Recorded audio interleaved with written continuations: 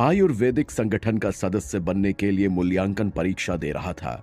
आचार्य विक्रमदेव उसके असफल होने का इंतजार कर रहे थे ताकि वे उसे मार सकें। आचार्य विक्रमदेव और वंदना मिलकर नरेंद्र को असफल करने की साजिश रचते हैं, जिसमें वे कामयाब होते हैं। ज्यों ही प्रतियोगिता का समय खत्म होता है, अचानक से प्रयोगशाला का दरवाजा खुलता है और कुछ हथियारबंद लोग आ जाते हैं, जिन्हें देखकर नरेंद्र हैरान हो जाता है। हथियारबंद लोगों को देखते ही ब्रह्मानंद केंद्र के पहरेदारों ने मोर्चा संभाला और एक घेरा बनाकर उन्हें रोक दिया। हमारे लोगों ने इस पूरे केंद्र को चारों तरफ से घेर लिया है, अब तुम बच नहीं सकते नरेंद्र। हथियारबंद लोगों के नेता ने नरेंद्र को धमकाते हुए कहा। नरेंद्र अभी भी हैरान था, क्योंकि हथियारबंद लोगों का वो नेता कोई और नहीं बल्कि खुद रामनाथ था। नरेंद्र खुद हैरान होकर सोच रहा था कि ऐसा कैसे हो सकता है, रामनाथ को तो मैंने खुद मारा था, वो जिंदा कैसे हो सकता है। तभी अचानक से वहां सफेद राजसी कपड़े पहने राजकुमारी माला भी आ गई और रामनाथ की तरफ देखकर बोली, यहाँ क्या चल रहा है? तुम्हारी हिम्मत कैसे हुई मेरे ब्रह्मानंद केंद्र में हथियार लाने की? रामनाथ ने जब राजकुमारी माला को वहां देखा तो वो थोड़ा सहम गया और अपनी आवाज में नरमी लाते हुए बोला, राजकुमारी जी, इस लड़के ने मेरे बेटे का साधना चक्र तोड़कर उसे हमेशा के लिए बेकार बना दिया है। आज मैं इसे जिंदा नहीं छोड़ूंगा। रामनाथ की बात सुनकर राजकुमारी माला ने एक नजर नरेंद्र की तरफ देखा और फिर आचार्य सोमदेव से पूछा, आपकी मूल्यांकन परीक्षा खत्म हुई या अभी बाकी है? खत्म हो गई है राजकुमारी जी। आचार्य सोमदेव ने अपना सर झुकाए हुए आदर से कहा। परिणाम क्या निकला? राजकुमारी ने अगला सवाल किया। राजकुमारी जी, वैद्य सुदीप सेन ने पहले स्तर की ज्वरनाशक गोली बनाई है, जबकि वैद्य नरेंद्र ने चौथे स्तर की आयुवर्धक गोलियों का निर्माण किया है। आचार्य सोमदेव ने जवाब दिया। यह झूठ है राजकुमारी जी। सोमदेव की बात पूरी होते ही अचानक आचार्य विक्रमदेव बोले, नरेंद्र की बनाई गोलियां चौथे स्तर की नहीं है। विक्रमदेव की बात सुनकर राजकुमारी माला बोली, आप इस बात को इतना यकीन के साथ कैसे कह सकते हैं? क्योंकि राजकुमारी जी, आयुवर्धक गोलियों को बनाने में अपराजिता की कलियों की बेहद महत्वपूर्ण भूमिका होती है और नरेंद्र ने अपराजिता की एक भी कली कढ़ाई में नहीं डाली है, मैंने खुद देखा है। क्या ये सही है? राजकुमारी ने आचार्य सोमदेव से पूछा। राजकुमारी जी, मुझे नहीं पता कि नरेंद्र ने ऐसा कैसे किया, लेकिन उन्होंने जो गोलियां बनाई हैं वे आयुवर्धक गोलियां ही हैं। मैंने खुद उनकी जांच की है। अगर आचार्य विक्रमदेव चाहें तो वे भी जांच कर सकते हैं। आचार्य सोमदेव की बात सुनकर विक्रमदेव नरेंद्र की कढ़ाई की तरफ लपके और उसमें से एक गोली निकाल कर देखा तो वो गोली ना सिर्फ बिल्कुल हूबहू आयुवर्धक गोली की तरह थी, बल्कि वो गोली ब्रह्मानंद केंद्र में बेची जाने वाली गोलियों से भी ज्यादा प्रभावशाली थी। ये नामुमकिन है, ये कैसे हो सकता है? आचार्य विक्रमदेव आश्चर्यचकित होते हुए बोले। आचार्य विक्रमदेव की बात सुनकर नरेंद्र बोला, आप तो चौथे स्तर के वैद्य हैं, आपको पता होना चाहिए कि उच्च तापमान पर गुड़हल के पत्तों में भी वही गुण आ जाता है जो अपराजिता की कलियों में होता है। नरेंद्र की बात सुनकर आचार्य विक्रम बगलें झांकने लगे। उन्हें ऐसा करते हुए देखकर नरेंद्र एक टेढ़ी मुस्कान के साथ बोला, अगर सिर्फ किताबों में लिखे तरीके से गोलियां बनानी हो तो इस काम को तो एक छोटा सा बच्चा भी कर सकता है। एक अच्छा वैद्य वही माना जाता है जो कम से कम संसाधनों में अच्छी से अच्छी औषधियां बना सके। आपने सुना? राजकुमारी माला रामनाथ की तरफ देखकर बोली, आप जिस लड़के को मारना चाहते हैं वो हमारे केंद्र का एक सम्मानित वैद्य है। राजकुमारी की बात सुनकर रामनाथ कुछ नहीं बोला। वो बस अपनी आंखों में बदले की आग लिए नरेंद्र को देखे जा रहा था। इसके बाद राजकुमारी माला की नजर वंदना पर पड़ी। राजकुमारी ने अपना फैसला सुनाते हुए उससे कहा, मुझे सारी बातें पता चल गई हैं। तुम्हें रिश्वतखोरी करने और लोगों के साथ बुरा बर्ताव करने के लिए इस केंद्र से निकाला जाता है। तुम कल से यहां नहीं आओगी।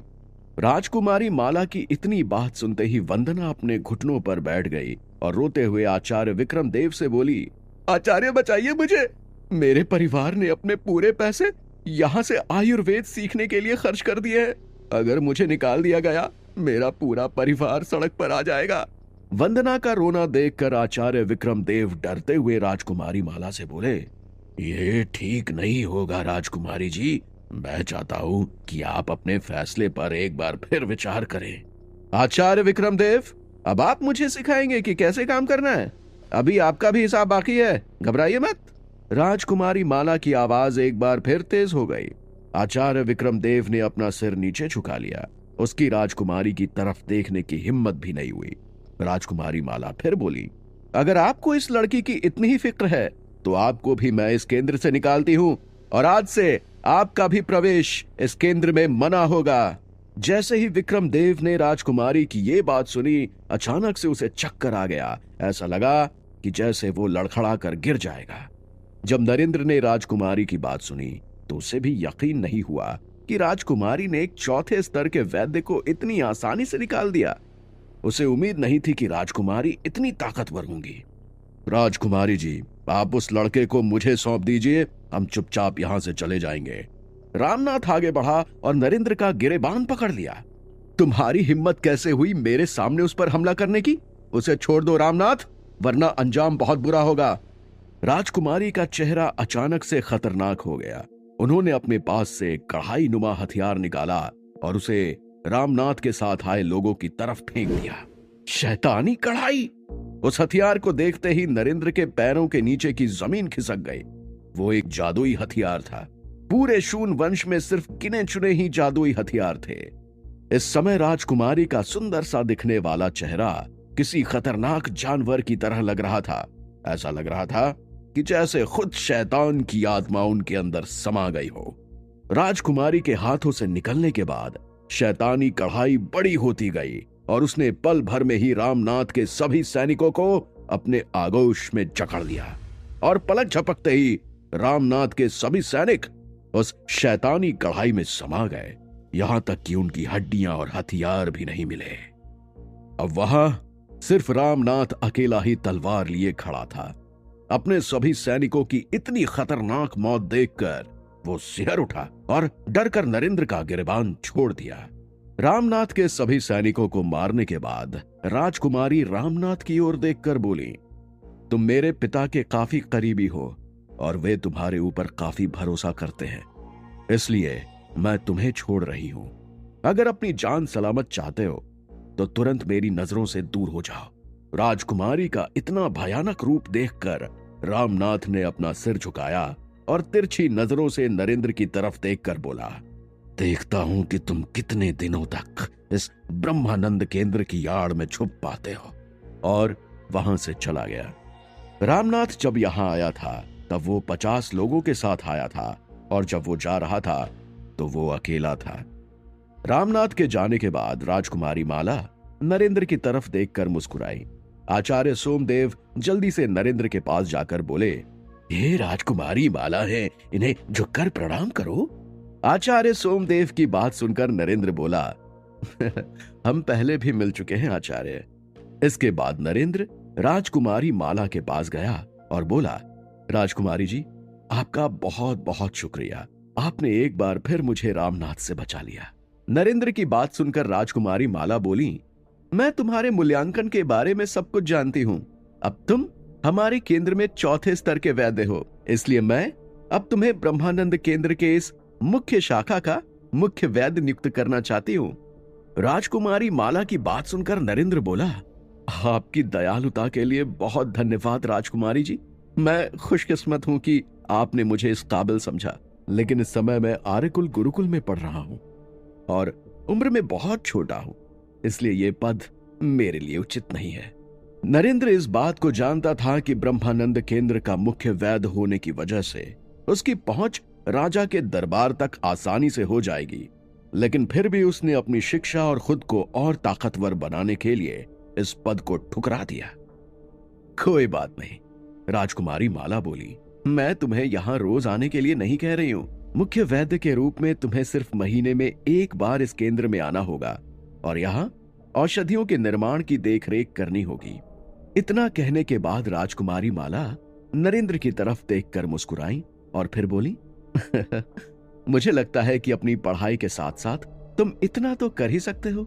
राजकुमारी ने नरेंद्र से ये बात सम्मान पूर्वक कही थी और राजकुमारी ने नरेंद्र की 2 बार जिंदगी भी बचाई थी, इसलिए नरेंद्र राजकुमारी को मना नहीं कर सका। आचार्य नरेंद्र को नए पद के लिए बधाई।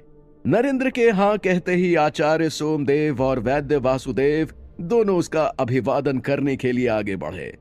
अरे मुझे आचार्य मत कहिए, मैं अभी बहुत छोटा हूं। आचार्य सोमदेव और वैद्य वासुदेव की बात सुनकर नरेंद्र शर्माते हुए बोला।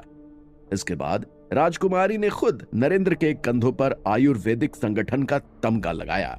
उस तमगे पर 4 सितारे बने हुए थे। रामनाथ और आचार्य विक्रमदेव दोनों चुप बैठने वालों में से नहीं है, वे जरूर नरेंद्र पर पलटवार करेंगे। तमगा लगाने के बाद राजकुमारी बोली और फिर उन्होंने अपने प्रमुख अंगरक्षकों की तरफ देखकर कहा, तुम दोनों जाओ और नरेंद्र को सकुशल गुरुकुल छोड़ आओ। तुम्हें साथ देखकर वे हमला करने की जरूरत नहीं करेंगे, जाओ। इतना कहने के बाद राजकुमारी वहां से चली गई और राजकुमारी के दोनों अंगरक्षक नरेंद्र के साथ हो गए। अपने कंधे पर सितारों का तमगा लगाए जब नरेंद्र प्रयोगशाला से बाहर निकला तो देवेश और अंबिका की आंखें हैरानी से चौड़ी हो गईं। इसके बाद नरेंद्र दूसरी मंजिल पर गया और अपने जरूरत की औषधियों को खरीदा और देवेश और अंबिका के साथ गुरुकुल निकल गया। कुछ ही देर में वो शाही राजधानी से निकलकर गुरुकुल जाने वाली सड़क पर थे। ब्रह्मानंद केंद्र से निकलने के बाद नरेंद्र के मन में बस एक ही बात गूंज रही थी। वो बस सोच रहा था कि आखिर रामनाथ जिंदा कैसे हो गया। काफी सोचने के बाद भी उसे इसका राज समझ नहीं आ सका। जब गुरुकुल का प्रमुख प्रवेश द्वार उन्हें दिखाई दिया तो नरेंद्र ने राजकुमारी के दोनों पहरेदारों से कहा, सुनो, अब हम लोग गुरुकुल पहुंचने वाले हैं। रामनाथ और आचार्य विक्रमदेव के लोगों की इतनी हैसियत नहीं है कि वो गुरुकुल क्षेत्र के अंदर हम पर हमला कर सके, इसलिए अब आप लोग चले जाइए। राजकुमारी की सुरक्षा भी महत्वपूर्ण है। उसकी बात सुनकर दोनों अंगरक्षक वापस लौट गए।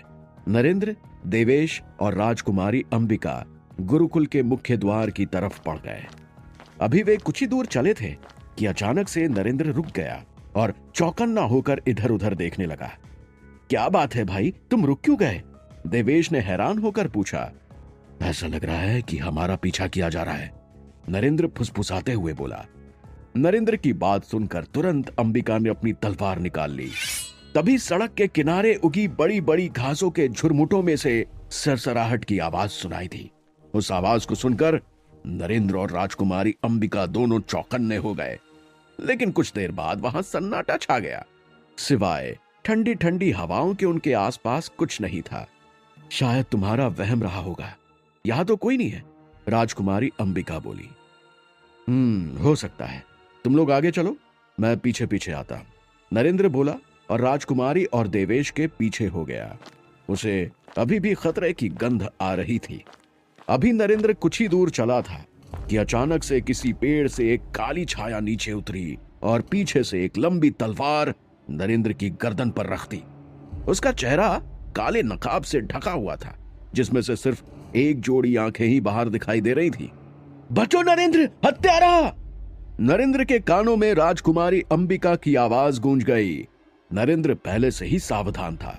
इसके पहले कि उस काली छाया की तलवार नरेंद्र को कोई नुकसान पहुंचा पाती, नरेंद्र ने अपनी कमर से खंजर निकाला और खंजर को काली छाया के सीने में उतार दिया और तुरंत पीछे मुड़कर अपनी तलवार निकालते हुए बोला, तुम कौन हो? लेकिन उसके पहले कि नरेंद्र उसे पकड़ पाता, वो काले नकाब वाला इंसान बोला, तुम कितनों को मारोगे? एक को मारोगे, 10 आएंगे। आज रात तुम नहीं बचने वाले हो। इतना कहकर उस इंसान ने एक छलांग लगाई और जंगल की झाड़ियों में गुम हो गया। कौन था वो? राजकुमारी अंबिका और देवेश दौड़कर जल्दी से नरेंद्र के पास आए। पता नहीं, पर मुझसे काफी ज्यादा ताकतवर था। उसकी आंखें भी जानी पहचानी लग रही थी। काला नकाब पहने वो इंसान कौन था? कहीं कोई अपना ही तो नरेंद्र की जान का दुश्मन नहीं बन गया? जानने के लिए सुनते रहें पॉकेट एफएम। मूल्यांकन प्रतियोगिता का तीसरा चरण खत्म होते ही प्रयोगशाला के अंदर रामनाथ अपने सिपाहियों के साथ नरेंद्र को मारने के लिए घुस जाता है। तभी राजकुमारी माला भी वहां पहुंच जाती हैं और शैतानी कढ़ाई हथियार का प्रयोग करके नरेंद्र की जान बचाती हैं। इसके बाद राजकुमारी माला नरेंद्र को ब्रह्मानंद केंद्र का मुख्य वैद्य नियुक्त करती हैं। गुरुकुल वापस लौटते समय एक अज्ञात हमलावर हमला करता है, लेकिन नरेंद्र अपनी कटार के वार से उसे घायल कर देता है। इसके पहले नरेंद्र उस हमलावर को पहचान पाता, वो भागकर झाड़ियों में गुम हो जाता है।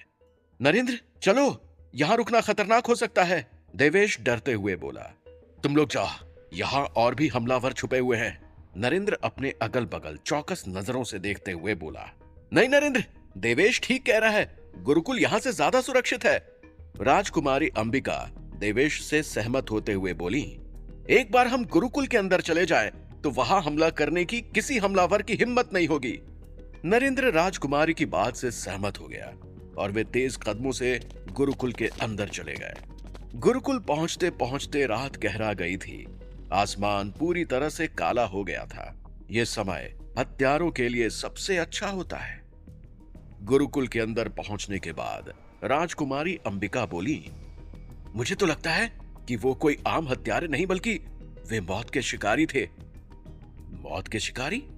राजकुमारी की बात सुनकर नरेंद्र बोला, ये कौन है?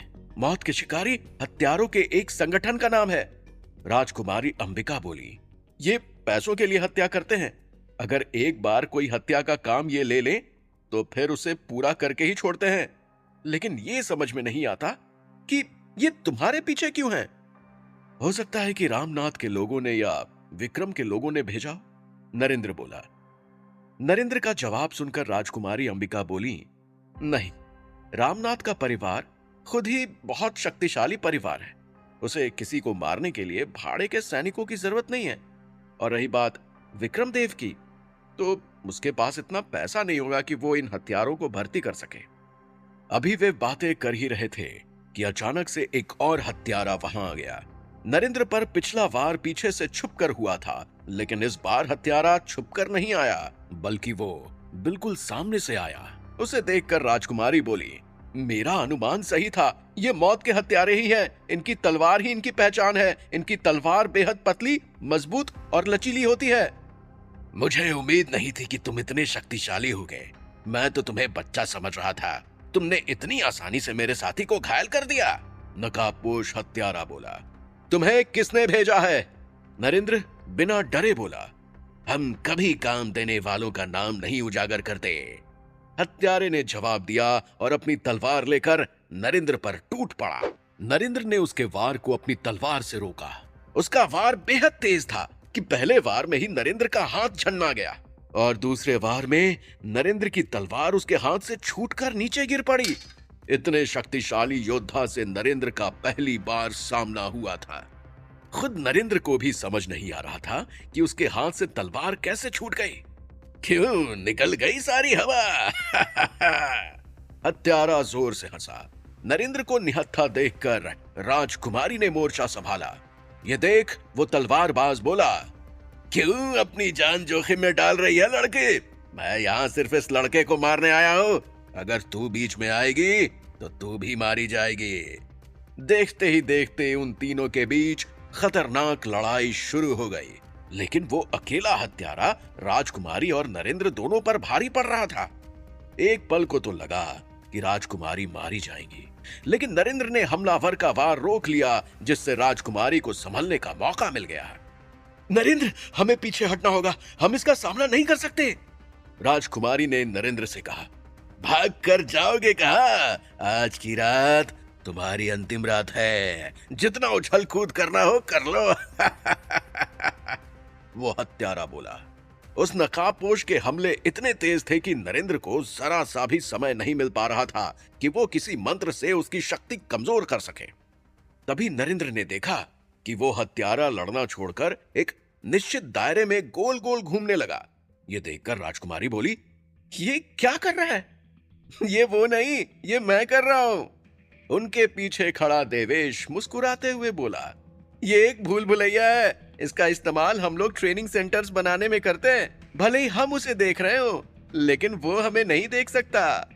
लेकिन तुम ऊर्जा कहां से दे रहे हो? नरेंद्र ने हैरानी से पूछा।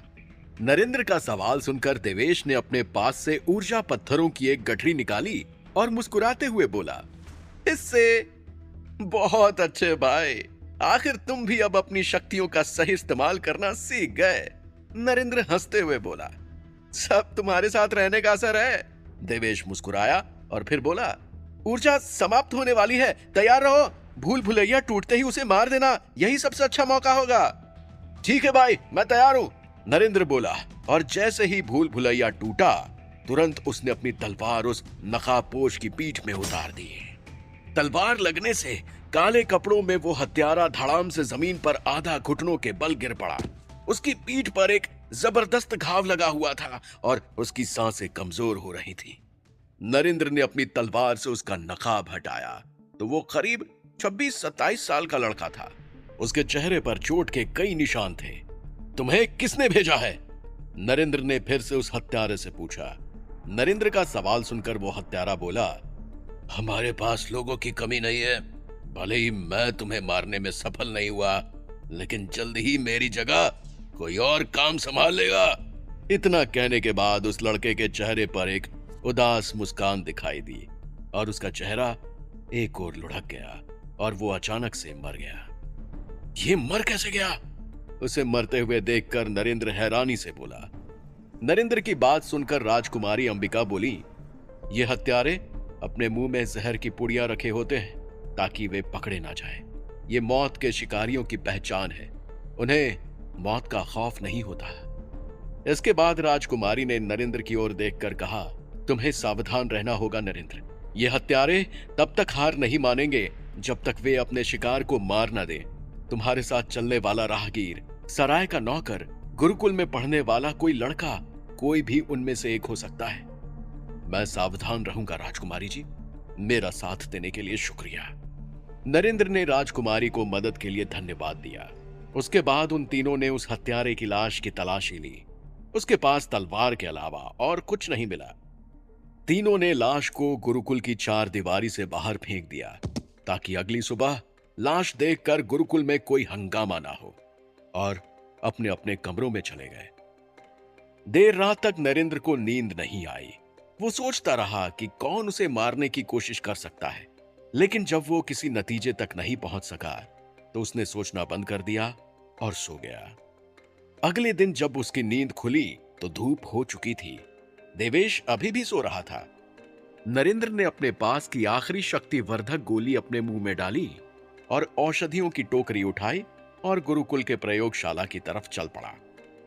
गुरुकुल की सारी प्रयोगशालाएं पहाड़ों को काटकर उनकी गुफाओं में बनाई गई थीं, ताकि भट्टियों के लिए आग धरती के केंद्र के लावा से मिलती रहे और उनकी भट्टियों में कभी भी ईंधन की कमी ना हो। भट्टियों के तापमान के मुताबिक वहां प्रयोगशालाओं के अलग अलग स्तर थे। पहले स्तर की प्रयोगशाला, दूसरे स्तर की प्रयोगशाला, तीसरे स्तर की प्रयोगशाला और चौथे स्तर की प्रयोगशाला। बाहर से देखने पर वो जगह जितनी शांत दिखाई दे रही थी, अंदर से उतनी शांत नहीं थी। अंदर सैकड़ों लड़के बैठकर अपनी बारी का इंतजार कर रहे थे। नरेंद्र को अपनी गोली बनाने के लिए चौथे स्तर के प्रयोगशाला की जरूरत थी, इसलिए नरेंद्र प्रयोगशालाओं के सामने बने एक बड़े से हॉल में रिसेप्शन काउंटर पर गया और बोला, मुझे चौथे स्तर की एक प्रयोगशाला की जरूरत है। रिसेप्शन काउंटर के पीछे बैठा आदमी लगभग 50 साल के आसपास का था। नरेंद्र की बात सुनकर उसने अपना सिर ऊपर उठाया और नरेंद्र की तरफ देखा। बूढ़े आदमी को यकीन नहीं हुआ कि नरेंद्र ने चौथे स्तर की प्रयोगशाला मांगी है। उसे लगा कि उसने नरेंद्र की बात साफ साफ नहीं सुनी है, इसलिए उसने नरेंद्र से फिर से पूछा, आपने क्या कहा? क्या आप अपनी बात दोबारा कहेंगे? पूरे गुरुकुल में तीसरे स्तर की 3 प्रयोगशालाएं और चौथे स्तर की सिर्फ एक प्रयोगशाला थी। चौथे स्तर की प्रयोगशाला को तो छोड़िए, तीसरे स्तर की प्रयोगशाला भी साल में सिर्फ 1 या 2 बार ही खुलती थी, क्योंकि ये गुरुकुल मुख्य रूप से युद्ध कलाओं की शिक्षा देता था। आयुर्वेद की शिक्षा यहाँ नाम मात्र की दी जाती थी। मुझे 2 दिन के लिए चौथे स्तर की प्रयोगशाला चाहिए, नरेंद्र इस बार पहले से कुछ तेज आवाज में बोला। जब उस बूढ़े आदमी ने साफ साफ चौथे स्तर की प्रयोगशाला का नाम सुना और नरेंद्र की उम्र देखी तो उसके चेहरे पर गुस्सा उभर आया और वो बोला, कहां से आए हो तुम भाई? चौथे स्तर की प्रयोगशाला के बारे में कुछ जानते भी हो? चलो भागो यहां से, मेरा समय बर्बाद मत करो। बूढ़े आदमी की बात सुनकर उसके आसपास खड़े लड़के ठहाका मारकर हंसने लगे। एक लड़का बोला, उसे तो देखो, लगता है कि वो खुद को महान वैद्य समझता है। नरेंद्र को गुस्सा तो बहुत आया, लेकिन उसने उनकी बातों को अनसुना कर दिया और काउंटर पर बैठे बूढ़े आदमी से बोला, श्रीमान, मेरे पास कुछ महंगे औषधीय पौधे हैं। अगर मैंने उनका जल्दी इस्तेमाल नहीं किया तो वे खराब हो जाएंगे। इसलिए मुझे जल्दी बताइए कि मैं कैसे चौथे स्तर की प्रयोगशाला में जा सकता हूं। नरेंद्र की बात सुनकर बूढ़े आदमी ने नरेंद्र के कंधों पर रखी औषधीय पौधों की टोकरी पर नजर डाली और बोला, तुम नहीं जा सकते। चौथे स्तर के प्रयोगशाला में केवल वही लोग जा सकते हैं जिन्हें आयुर्वेदिक संगठन के द्वारा चौथे स्तर का तमगा हासिल हो। नरेंद्र चौथे स्तर का वैद्य बन गया है, ये बात अभी आर्यकुल गुरुकुल में नहीं पहुंची थी। बूढ़े आदमी की बात सुनकर वो अपना तमगा निकालने ही वाला था कि अचानक से उसके पीछे शोरगुल की आवाजें आने लगी और एक जगह दर्जनों लड़के इकट्ठा हो गए। तभी नरेंद्र के कानों में एक लड़के की आवाज पड़ी, अरे वहां देखो, पुष्कर आया है। उसने पंचतत्व आयुर्वेद परीक्षा में दूसरा स्थान हासिल किया था। चलो उससे मिलने चलते हैं। पुष्कर? वो कहां से आ गया? उसे तो मैंने मार दिया था ना। उसे देखते ही नरेंद्र हैरानी में आ गया। 2 दिनों के अंदर यह ऐसी दूसरी घटना थी जिसने नरेंद्र को बुरी तरह से हैरान कर दिया था। कल उसने रामनाथ को जिंदा देखा था और आज वो पुष्कर को जिंदा देख रहा था। जब काउंटर के पीछे बैठे बूढ़े आदमी ने पुष्कर को देखा तो वो भी अपनी जगह से खड़ा हो गया और काउंटर से बाहर निकलकर उसके पास गया और बोला, बधाई हो पुष्कर, आखिर तुम्हें चौथे स्तर का वैद्य होने का तमगा मिल गया। गुरुकुल को तुम पर नाज है। ये लो चौथे स्तर की प्रयोगशाला की चाबी। तुम जब चाहो वहां अपना काम कर सकते हो। जैसे ही वो बूढ़ा आदमी पुष्कर को चाबी सौंपने वाला था, तभी अचानक से एक चीख ने उसे रुकने पर मजबूर कर दिया। रुको! सबकी निगाहें उस आवाज की तरफ घूम गई। जब मैंने चौथे स्तर की प्रयोगशाला मांगी तो तुमने नहीं दी, लेकिन उसे तुम बिना मांगे ही दे रहे हो। पहले यहां मैं आया था, इसलिए प्रयोगशाला की चाबी मुझे मिलनी चाहिए। नरेंद्र गुस्से में फुपकारते हुए बोला, तुम्हें एक बार में बात समझ में नहीं आती? मैंने तुमसे कहा था ना, चौथे स्तर की प्रयोगशाला का इस्तेमाल करने के लिए तुम्हें चौथे स्तर का तमगा दिखाना होगा। नरेंद्र की बात सुनकर बूढ़ा झुंझलाते हुए बोला, तुम्हें चौथे स्तर का तमगा चाहिए? तो ये देखो। नरेंद्र ने सुनहरे रंग का तमगा निकाला और बूढ़े आदमी को दिखाया। नरेंद्र के हाथों में वो तमगा देखकर बूढ़े आदमी के साथ साथ कमरे में खड़े सभी छात्र दंग रह गए। वे सभी छात्र बगलें झांक रहे थे जिन्होंने पहले नरेंद्र का मजाक उड़ाया था। 1 मिनट रुको, मुझे पहले देखना होगा कि वो तमगा असली है या नकली। बूढ़ा आदमी बोला और नरेंद्र के पास आया और उसके हाथ से तमगा लेकर देखने लगा। बूढ़े आदमी ने काफी देर तक उस तमगे को उलट पुलट कर देखा और फिर खुश होते हुए बोला, ये बिल्कुल असली है। मैंने 3 बार इसकी जांच की है। तुम्हारी अभी उम्र कितनी है बच्चे? इस सब से मेरी उम्र का क्या लेना देना? बूढ़े आदमी की बात सुनकर नरेंद्र झुंझलाते हुए बोला, जो भी देखता है वो मेरी उम्र ही पूछता है।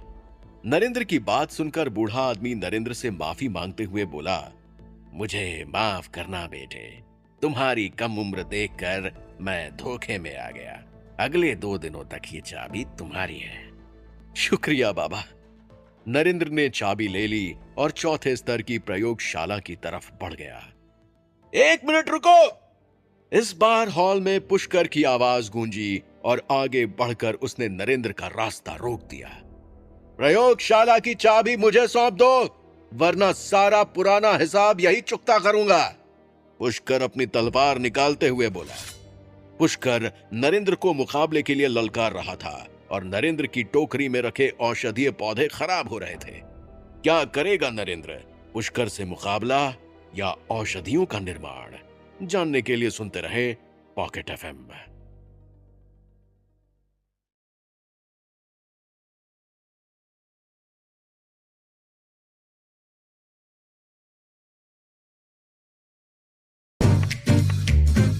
जिससे वो एक साथ अपनी हड्डियों, आत्मा और अपने शस्त्रों को और भी ज्यादा ताकतवर बना सके। इस औषधि का नाम संचय जीवन औषधि था। नरेंद्र उस औषधि को बनाने जाने ही वाला था कि तभी पीछे से पुष्कर ने उसे ललकारा। पुष्कर की बात पर नरेंद्र ने जवाब दिया और गर्व भरी मुस्कुराहट के साथ बोला, शायद पंचतत्व आयुर्वेद केंद्र की मार तुम्हारे जहन से निकल गई है। कोई बात नहीं, तो सबके सामने वो मार याद दिलाऊं या अकेले में चलोगे? पुष्कर ने अपनी मुट्ठी भींचते हुए कहा, उस दिन तुम गलती से जीते थे, हर बार वैसा नहीं होगा। नरेंद्र ने जवाब दिया और बोला, तो फिर ठीक है, अभी सबके सामने मुकाबला कर लेते हैं, लेकिन याद रखना, इस बार मैं तुम्हें सिर्फ मारूंगा ही नहीं, बल्कि तुम्हारे शरीर को अग्नि में जला भी दूंगा। पुष्कर ने अपने दांत पीसते हुए कहा, देखते हैं कौन किसे जलाएगा। पुष्कर और नरेंद्र एक दूसरे पर हमला करने ही वाले थे कि तभी एक आवाज की वजह से दोनों के कदम रुक गए। ये औषधि बनाने की जगह है, तुम्हारे घर का कोई अखाड़ा नहीं है। नरेंद्र और पुष्कर ने पलट कर देखा तो कुलाचार्य अनंत देव अपने सैनिकों के साथ वहां आ रहे थे। तुम दोनों ने इस गुरुकुल को युद्ध का मैदान समझ रखा है क्या? जब मन तब तलवार उठा लेते हो। अब तुम दोनों में से कोई इस प्रयोगशाला के अंदर नहीं जाएगा, कुलाचार्य अनंत देव ने कहा।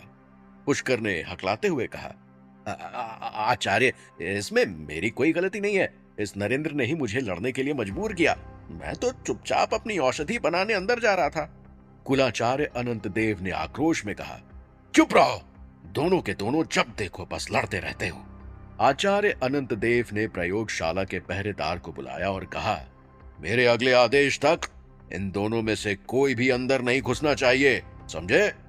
आचार्य अनंत देव ने अपनी बात जारी रखते हुए कहा, अब तुम दोनों खड़े खड़े क्या देख रहे हो? जाओ यहां से। और हाँ, याद रहे, अगर तुम दोनों में से कोई भी इस प्रयोगशाला के आसपास दिखा या कहीं पर लड़ता दिखा तो मैं तुरंत उसे इस गुरुकुल से बाहर निकाल दूंगा। कुलाचार्य अनंत देव की बात सुनकर पुष्कर और नरेंद्र दोनों ही एक दूसरे को घूरते हुए अपने अपने रास्ते वापस चले जाते हैं। नरेंद्र अपने कमरे में उदास बैठकर कुछ सोच रहा होता है कि तभी देवेश भी वहां आ जाता है। क्या हुआ नरेंद्र, ऐसे मुंह लटकाए क्यों बैठा है? देवेश ने पूछा। कुछ नहीं भाई, वो संचय जीवन औषधि बनाने का एक मौका था, वो भी हाथ से निकल गया। और अब रामनाथ के बाद वो पुष्कर कैसे बच गया, उसे तो मैंने खुद अपने हाथों से मारा था, नरेंद्र ने कहा। अभी तो उस पुष्कर को छोड़, उसको तो हम बाद में देख लेंगे, लेकिन तू औषधि बनाने में असफल कैसे हुआ, ये बता, देवेश ने पूछा। उसके बाद नरेंद्र ने उसे पूरा किस्सा सुनाया। अब नरेंद्र के साथ साथ देवेश भी गहन चिंतन में डूब गया। थोड़ी देर बाद एक दूसरे को देखने के बाद नरेंद्र अचानक से एक नए जोश के साथ अपने बिस्तर से खड़ा हुआ और बोला, एक तरीका अभी भी है औषधि बनाने का। देवेश ने उत्सुकता से कहा, क्या क्या, जल्दी बता। नरेंद्र ने आतुर होकर कहा, देख, वो औषधि बनाने के लिए हमें मुख्य रूप से सिर्फ अमृत छिद्र चाहिए, और वो अमृत छिद्र तो हमें औषधालय के पीछे वाली प्रयोगशाला में भी मिल सकता है ना। नरेंद्र की बात सुनकर देवेश का जोश ठंडा हो गया और वो बोला, अच्छा, लेकिन हम उसमें जाएंगे कैसे? वो प्रयोगशाला तो केवल गुरुकुल के आचार्यों के लिए है और उसमें अंदर जाने के लिए औषधालय का कार्ड लगता है। तेरे पास है वो कार्ड? नरेंद्र ने देवेश को समझाया और बोला, देख, मेरे पास वो कार्ड भले ही ना हो, लेकिन मैं वो कार्ड ला सकता हूँ। नरेंद्र की बात से देवेश में फिर से जोश आ गया और वो बोला, कैसे, मुझे भी बता। नरेंद्र ने आत्मविश्वास के साथ कहा, ये मैं जब कल सुबह सब लोग नववर्ष के कार्यक्रम में व्यस्त होंगे तब बताऊंगा। तू बस एक काम करना, तू नववर्ष के कार्यक्रम में मत जाना और चुपचाप मेरे पास आ जाना। नरेंद्र की बात सुनकर देवेश में भी विश्वास जाग उठा और देवेश ने कहा, ठीक है, फिर मैं तुझे कल मिलता हूं। नरेंद्र देवेश की तरफ देखकर मुस्कुराया और देवेश वहां से चला गया।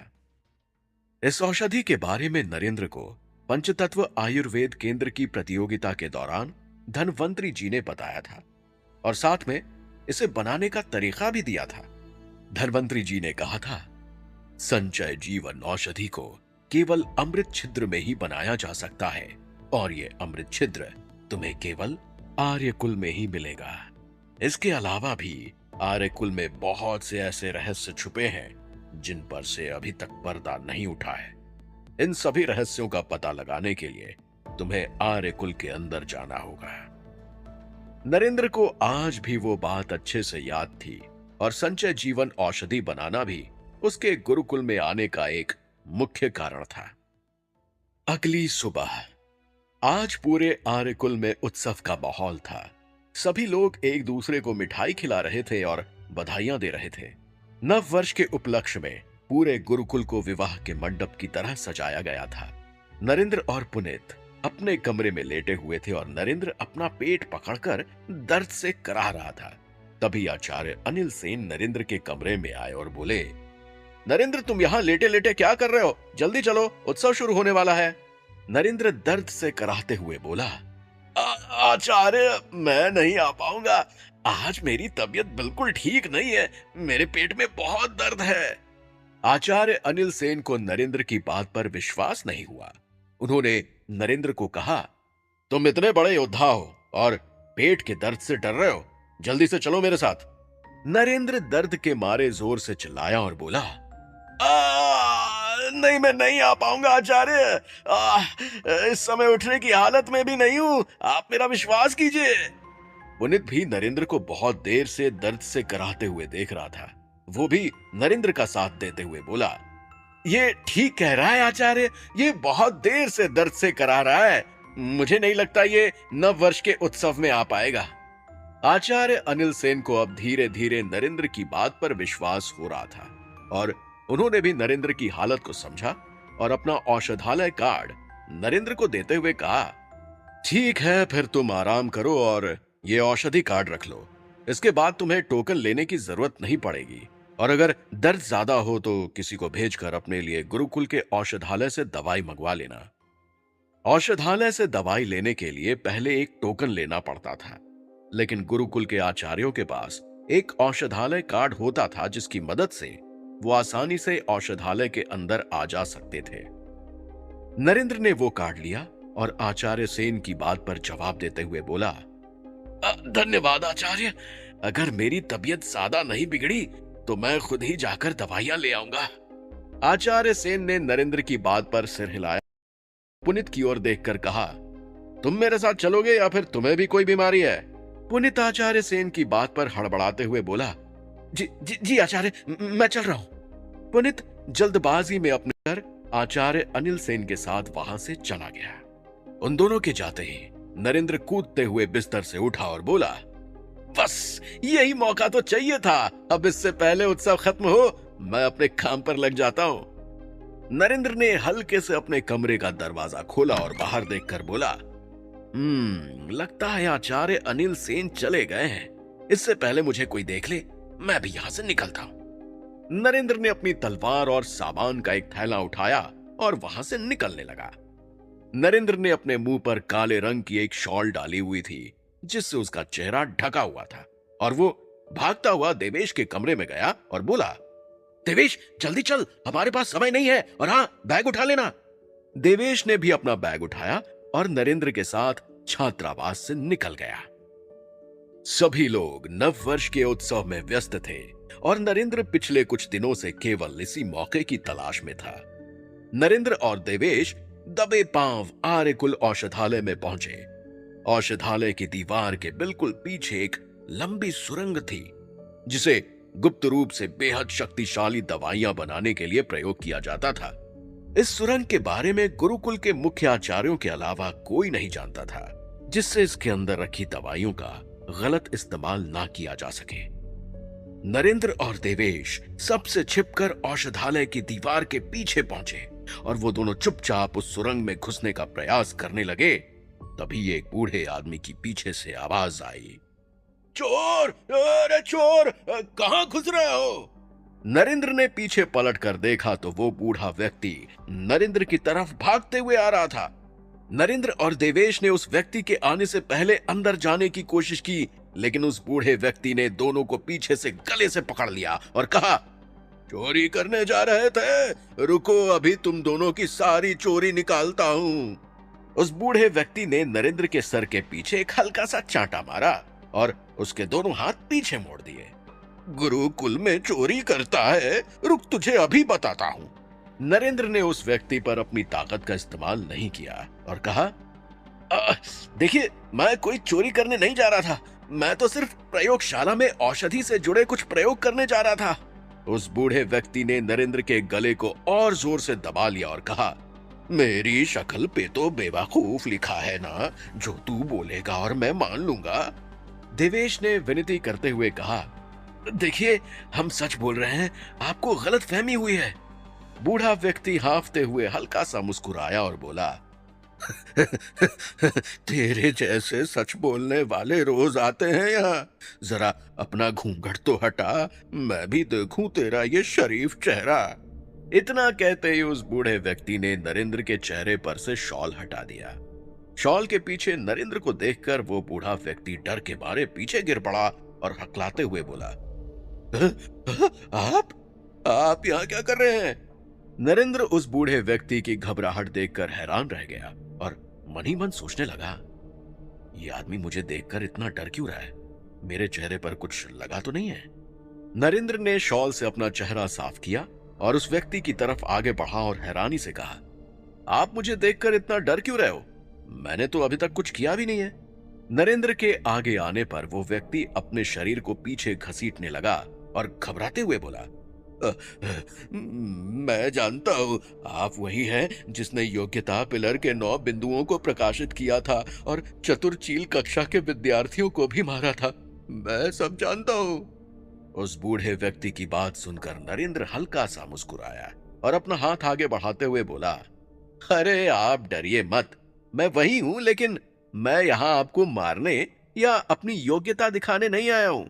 नरेंद्र के चेहरे की मुस्कुराहट के बावजूद भी उस व्यक्ति का डर कायम रहा और वो बोला, आप गुरुकुल के पहले ऐसे व्यक्ति हो जिसने गुरुकुल के अंदर इतना बड़ा नरसंहार किया है और चतुर चील कक्षा के छात्रों को मारा है। मैं आपकी बात पर विश्वास कैसे कर लूं? देखिए, अगर आपने मुझे जरा भी नुकसान पहुंचाया तो मैं कुलाचार्य अनंत देव जी से कह दूंगा। वो मुझे अच्छे से जानते हैं, मैं पिछले 50 सालों से यहीं पर नौकरी कर रहा हूँ। उस बूढ़े व्यक्ति की घबराहट कम करने के लिए नरेंद्र मुस्कुराया और कहा, अच्छा ठीक है, अगर मैंने कुछ भी किया तो आप कुलाचार्य जी से मेरी शिकायत कर दीजिएगा, बस। आखिरकार नरेंद्र की मुस्कुराहट के सामने उस बूढ़े व्यक्ति का गुस्सा पिघल गया और वो नरेंद्र का हाथ पकड़कर खड़ा हुआ। उस बूढ़े व्यक्ति ने संदेह भाव से नरेंद्र से पूछा, आप अगर मुझे मारने नहीं आए हो तो फिर क्यों आए हो? नरेंद्र ने विनम्रता से कहा, देखिए, मैं तो यहां सिर्फ प्रयोगशाला में अपनी नई औषधि से जुड़े कुछ प्रयोग करने आया था। उस बूढ़े व्यक्ति ने टेढ़ी नजरों से नरेंद्र की तरफ देखा और कहा, अगर प्रयोग करने आए थे तो ऐसे चोरों की तरह क्यों घुस रहे थे और ये मुंह पर कपड़ा क्यों ढका हुआ था? नरेंद्र ने पूरे आत्मविश्वास के साथ कहा, नहीं नहीं, ये शॉल तो मैंने सर्दी से बचने के लिए ओढ़ा हुआ था, ऐसे छिपने वाली कोई बात नहीं थी। वो बूढ़ा व्यक्ति अभी भी नरेंद्र को संदेह की निगाह से देख रहा था। उसने नरेंद्र से पूछा, देखिए, आप कितने भी बड़े योद्धा क्यों ना हो, लेकिन आप बिना औषधालय कार्ड के इस प्रयोगशाला के अंदर नहीं जा सकते। इस गुफा के अंदर सिर्फ आचार्य जा सकते हैं, ये बच्चों के लिए नहीं है। नरेंद्र ने तुरंत अपनी जेब में हाथ डाला और एक कार्ड उस बूढ़े व्यक्ति को दिखाते हुए बोला, हाँ है ना, देखिए मेरे पास है, मेरे पास आचार्य अनिल सेन का कार्ड है, ये उन्होंने ही मुझे दिया है। नरेंद्र की बात सुनकर उस बूढ़े व्यक्ति ने वो कार्ड अपने हाथ में लिया और उसे दोनों तरफ से पलट कर देखने लगा। उस कार्ड को देखते हुए वो बूढ़ा व्यक्ति बोला, ये कार्ड नकली है और नकली कार्ड दिखाकर प्रयोगशाला के अंदर जाने के जुर्म में मैं तुम्हें गिरफ्तार कर सकता हूं। नरेंद्र और देवेश उस पहरेदार की बात सुनकर चौंक जाते हैं। नरेंद्र मन ही मन कहता है, ये कैसे हो सकता है? आचार्य अनिल सेन मुझे नकली कार्ड क्यों देंगे? नरेंद्र इतना सोच ही रहा था कि उस पहरेदार ने 2 हथकड़ी निकाली और देवेश और नरेंद्र के हाथों में लगाने लगा।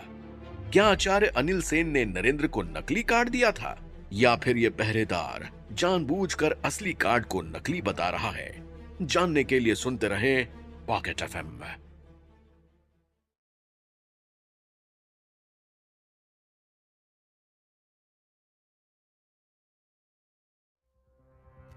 नरेंद्र और देवेश संचय जीवन औषधि बनाने के लिए औषधालय की प्रयोगशाला में पहुंचने ही वाले थे कि तभी प्रयोगशाला के पहरेदार ने उन दोनों को रोक लिया। नरेंद्र के पास आचार्य अनिल सेन का औषधालय कार्ड था, लेकिन उस पहरेदार ने इस कार्ड को नकली बता दिया और वो उन दोनों को हथकड़ी पहनाने लगा। वो पहरेदार नरेंद्र को हथकड़ी पहना ही रहा था कि तभी नरेंद्र बोला, आप बिना इसकी जांच किए कैसे ये कह सकते हैं कि ये नकली है? उस पहरेदार ने रौबदार आवाज में कहा, कैसी जांच? और तुम कौन हो मुझे ये बताने वाले? आम छात्र के पास भला ये कार्ड क्यों होगा? नरेंद्र ने गुस्से में कहा, मुझे पता है इस कार्ड की जांच के लिए आपके पास एक यंत्र है और उस यंत्र के ऊपर रखने पर अगर लाल रोशनी आए तो वो नकली का और अगर हरी रोशनी आए तो वो असली का संकेत है। नरेंद्र के इतना कहते ही उस पहरेदार ने नरेंद्र को गुस्से भरी नजरों से देखा और अपनी जेब से एक यंत्र निकाला। उस पहरेदार ने जैसे ही उस यंत्र पर इस कार्ड को रखा तो उसमें हरी रोशनी प्रकाशित हो गई, जिसे देखकर नरेंद्र और देवेश ने खुश होकर कहा, मैंने कहा था ना कि ये असली कार्ड है। हरी रोशनी देखकर उस पहरेदार का मुंह उतर गया और उसने गुस्से में बोला, कहीं से चुरा कर लाए हो ना तुम ये? नरेंद्र ने मुस्कुराते हुए कहा, नहीं नहीं, ये आचार्य सेन ने ही मुझे दिया है, आप चाहे तो किसी से पता कर लीजिए। नरेंद्र को गुफा में जाने की जल्दी थी, इसलिए वो किसी भी तरह इस पहरेदार की बातों से बचना चाहता था और किसी भी तरह गुफा के अंदर जाना चाहता था। उस बूढ़े व्यक्ति ने आसपास नजर घुमाई और कहा, अभी तो सब लोग नव वर्ष के कार्यक्रम में गए हैं, चलो वो तो मैं पता करा ही लूंगा। ठीक है, तुम दोनों जा सकते हो, लेकिन अंदर कुछ तोड़ फोड़ मत करना। नरेंद्र उस व्यक्ति के हाथ से वो कार्ड लेकर मुस्कुराते हुए सुरंग के अंदर चला गया। नरेंद्र और देवेश जैसे जैसे उस सुरंग के अंदर गए तो उनकी आंखें फटी की फटी रह गईं। उन्होंने जितना इस सुरंग और प्रयोगशाला के बारे में सुना था, ये उससे कहीं ज्यादा विशाल थी। उस प्रयोगशाला में बहुत से रासायनिक पदार्थ और दवाइयों के घोल छोटी छोटी शीशियों में भरे हुए थे। उन सभी शीशियों पर उन दवाइयों और रसायनों का नाम भी लिखा था। नरेंद्र जैसे ही आगे बढ़ा तो उस प्रयोगशाला के बीचों बीच एक बड़ा सा लोहे का ढक्कन था। नरेंद्र ने देवेश की तरफ देखा और दोनों ने मिलकर तुरंत वो ढक्कन हटाया। ढक्कन के हटते ही नरेंद्र और देवेश ने घबराते हुए अपने कदम पीछे खींच लिए और नरेंद्र ने कहा, ये क्या है? इतना विशाल गड्ढा? शायद धनवंतरी जी इसी अमृत छिद्र की बात कर रहे थे। उस ढक्कन के नीचे एक विशाल गड्ढा था जिसकी गहराई शायद पाताल लोक तक थी। उस छिद्र में ज्वालामुखी के लावा की तरह अग्नि फूट रही थी और उससे सूर्य के प्रकाश की तरह तेज गर्मी की लपटें भी बाहर निकल रही थीं। जहां एक ओर नरेंद्र और देवेश संचय जीवन औषधि बनाने के प्रयास में लगे हुए थे, वहीं गुरुकुल से थोड़ी दूर किसी घर में पुष्कर और दो जुड़वा भाई तेज बारिश में आंगन के बीचों बीच खड़े होकर कुछ बातें कर रहे थे। उन जुड़वा भाइयों ने एक साथ पुष्कर को कहा, ठीक है सरकार, आप जैसा कह रहे हैं वैसा ही होगा। पुष्कर ने भारी आवाज में कहा, मुझे उस नरेंद्र का शव अपने पैरों में देखना है। मुझे खबर मिली है कि वो आज संचय जीवन औषधि बनाने के लिए औषधालय की प्रयोगशाला में जाएगा। जैसे ही वो उस प्रयोगशाला से संचय जीवन औषधि लेकर बाहर निकले, तुरंत उसे मार देना। उसे भागने का एक भी मौका नहीं मिलना चाहिए।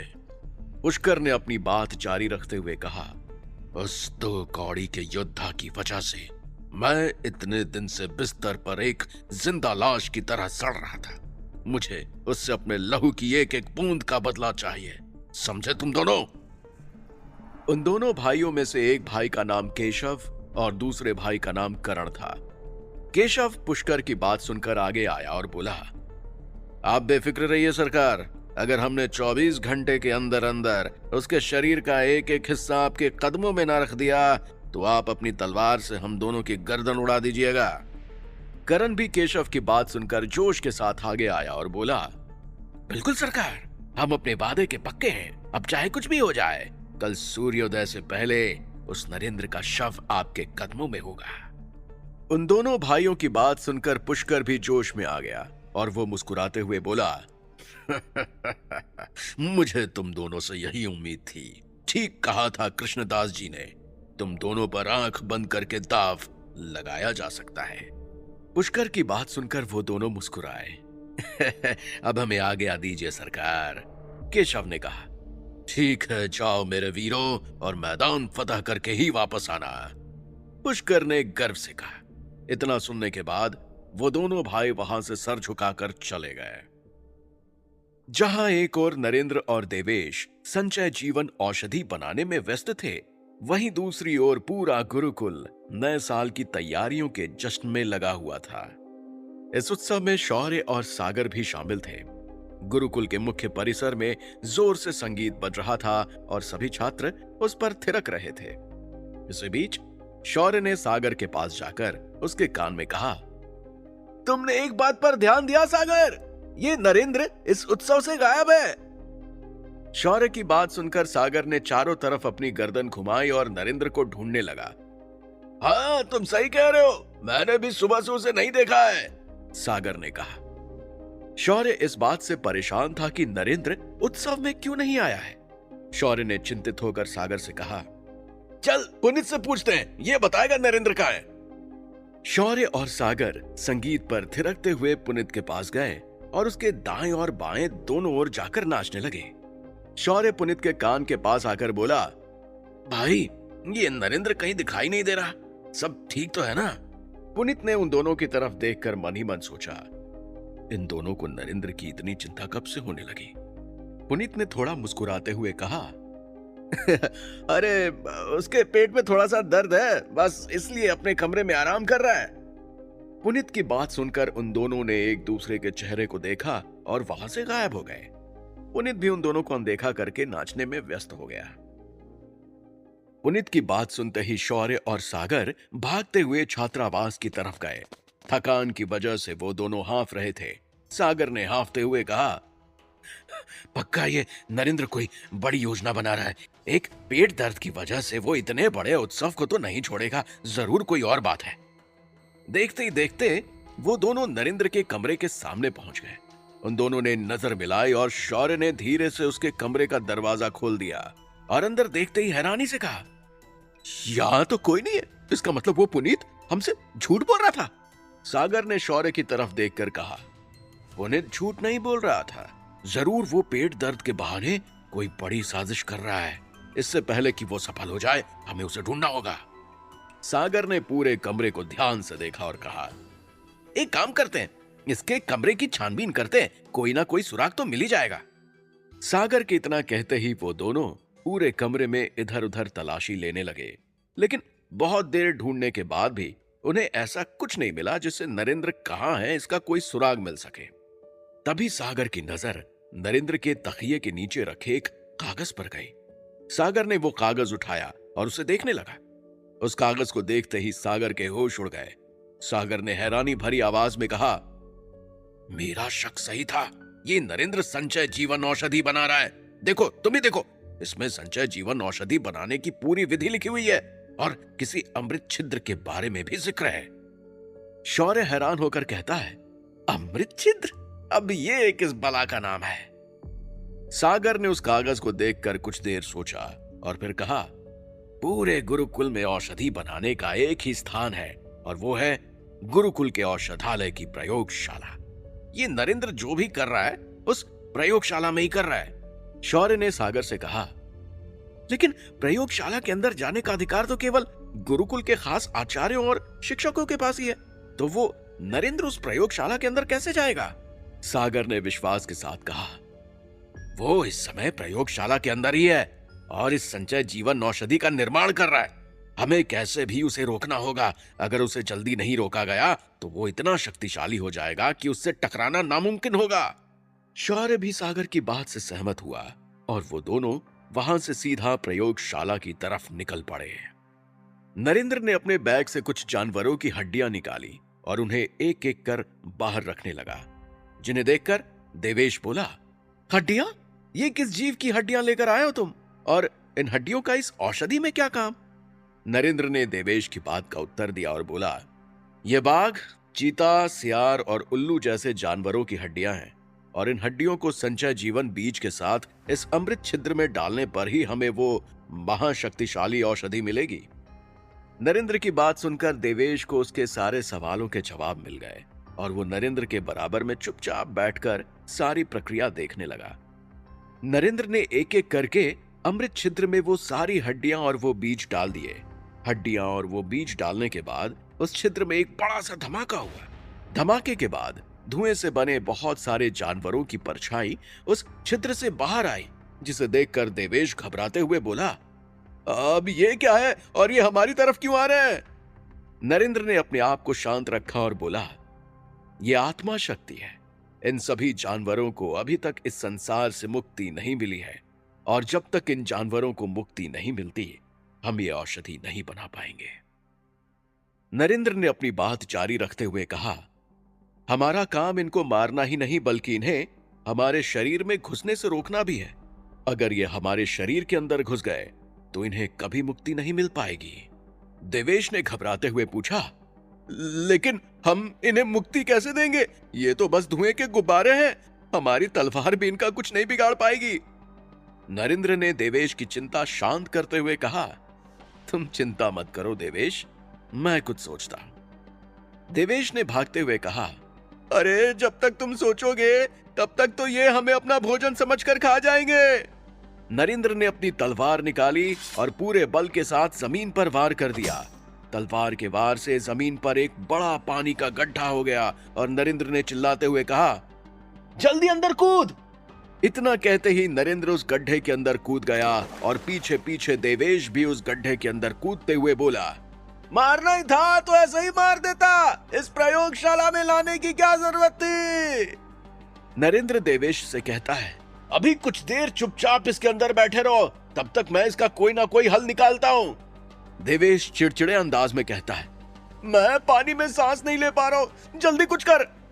देवेश कुछ बोल ही रहा था कि तभी ऊपर से कुछ जानवरों के दहाड़ने की आवाज आई, जिसे देखकर देवेश घबराते हुए पानी के छींटे उनके ऊपर फेंकता है और हाथ जोड़कर बोलता है, माफ कर दो भाई, अगली बार नहीं आऊंगा, मैं तो इस नरेंद्र के बहकावे में आ गया था। नरेंद्र टेढ़ी नजर से देवेश को देखता है। तभी नरेंद्र को देव गुफा में मिली अपनी बर्फीली शक्तियों के बारे में याद आता है और वो चुटकी बजाते हुए देवेश से कहता है, मिल गई तरकीब, बस तू 2 मिनट रुक, इन सभी को मैं अभी मुक्ति देता हूं। ये बात सुनकर देवेश की बेचैनी थोड़ी कम होती है और वो आशावादी नजरों से नरेंद्र की तरफ देखने लगता है। नरेंद्र पानी के अंदर रहकर कुछ बर्फीली शक्तियों वाले मंत्र पढ़ता है और अचानक से गुफा के अंदर तेज बर्फीली हवाएं चलने लगती हैं और एक के बाद एक उन बर्फीली हवाओं के साथ वो धुएं के गुब्बारे भी गायब हो जाते हैं। उनके गायब होते ही नरेंद्र और देवेश बाहर निकलते हैं। बाहर आते ही देवेश नरेंद्र से पूछता है, भाई तू इतनी आसानी से इन सभी चुनौतियों को कैसे पार कर लेता है? तुझे डर नहीं लगता? नरेंद्र देवेश पर तंज कसते हुए कहता है, बेटा मेरे साथ रहेगा तो ऐसे ही हमेशा जीतता रहेगा और मुझे कोई डर वर नहीं लगता। नरेंद्र और देवेश आपस में बात कर ही रहे होते हैं कि तभी नरेंद्र के कंधे पर कोई हाथ रखता है, जिस पर नरेंद्र कहता है, हाँ ठीक है, ये शाबाशी बाद में देना। ये देखकर देवेश घबराते हुए कहता है, नरेंद्र ये मेरा नहीं, सियार का हाथ है, भाग यहां से। नरेंद्र भागते हुए कहता है, अरे पहले नहीं बोल सकता था, वो सियार मुझे अभी खा जाता तब। देवेश इसके जवाब में कहता है, मुझे क्या पता ये फिर से वापस आ जाएगा, और तू तो कह रहा था तुझे कोई डर वर नहीं लगता, तो फिर अब इधर उधर क्यों भाग रहा है? नरेंद्र घबराते हुए कहता है, अरे वो तो मैं मजाक कर रहा था, तुझे तो पता ही है मैं कितना मजाक करता हूँ। नरेंद्र की बात सुनकर देवेश कहता है, ये कोई मजाक का समय है, मजाक बाद में करना, पहले इनसे जान बचाने का तरीका ढूंढ। नरेंद्र और देवेश इधर उधर प्रयोगशाला में भाग रहे होते हैं। तभी नरेंद्र की नजर प्रयोगशाला के अंदर रखे एक निपातन नाम के रसायन पर पड़ती है। उस रसायन को देखते ही नरेंद्र ने उस रसायन की 2 बोतलों को उठाया और उसमें से एक बोतल देवेश की तरफ फेंकते हुए कहा, देवेश ये पकड़, इसको इन धुएं के गुब्बारों पे छिड़क दे। क्या नरेंद्र इन आत्मा शक्तियों से बच पाएगा? क्या प्रयोगशाला में उसके आने का राज सबके सामने खुल जाएगा? जानने के लिए सुनते रहें पॉकेट एफएम। नरेंद्र और देवेश औषधि बनाने गुफा के अंदर तो चले गए थे, लेकिन उस औषधि को बनाने में उन्हें अच्छी खासी मुश्किलों का सामना करना पड़ रहा था। और इस बार उनके सामने आत्मा शक्तियों की चुनौती थी। नरेंद्र ने उनको मारने के कई प्रयास किए, लेकिन वो असफल रहा। आखिर में नरेंद्र ने एक नई तरकीब निकाली और निपातन नाम का रसायन देवेश की तरफ फेंका। देवेश ने बोतल पकड़ते हुए कहा, अब ये क्या है? नरेंद्र ने जवाब दिया, तेरे से जितना कह रहा हूं उतना कर, इनके पास आते ही छिड़क देना। गुफा की नमी और कम तापमान में हमें इन आकृतियों को ठंडी धातु की प्रवृत्ति वाले रसायन से तोड़ना होगा। नरेंद्र के इतना कहते ही देवेश ने वो पूरी बोतल उन सभी जानवरों के धुएं के गुब्बारे पर छिड़क दी, और देखते ही देखते उन जानवरों का शरीर धुएं से पानी में परिवर्तित होकर बिखर गया। उन सभी जानवरों के धुएं के पानी में परिवर्तित हो जाने के बाद देवेश ने राहत की सांस ली और कहा, चलो इनसे जान तो छूटी। देवेश को देख नरेंद्र ने कहा, अभी हमारा काम खत्म नहीं हुआ है। आज सूरज ढलने से पहले हमें ये औषधि किसी भी कीमत पर बनानी है। अगर सूर्यास्त से पहले हमने ये औषधि नहीं बनाई तो ये अमृत छिद्र अनिश्चित काल के लिए बंद हो जाएगा और शायद फिर हम कभी भी इस औषधि को नहीं बना पाएंगे। चलो काम पर लग जाओ।